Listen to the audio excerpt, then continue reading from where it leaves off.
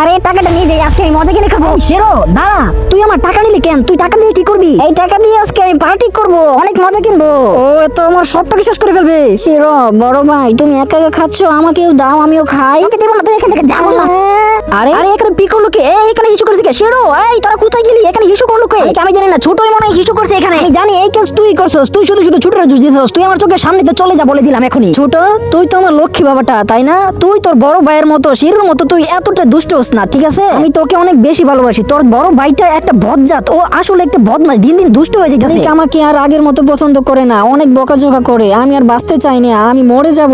ভালো থেকো তোমরা, বিদায় পৃথিবী। শিরো বড় ভাই, কোথায় তুমি? আরে মালিক, শিরো মনে হয় আর নেই, ও মনে হয় মারা গেছে। চলো তাড়াতাড়ি। শিরো শিরো কি হয়েছে তোমার? আরে শুধু শুধু বকাঝকা করলাম আমি, এখন দেখো শিরো মারাই গেল। আমার এটা করা উত্তম হয় না, এটা আমি একদম ঠিক করি না। শিরো সরি, আমি তোর কাছে ক্ষমা চাই, প্লিজ তুই আমাকে মাফ করে দে। আমি বুঝতে পারি নাই তুই আমার কথায় এতটুকু কষ্ট পাবি।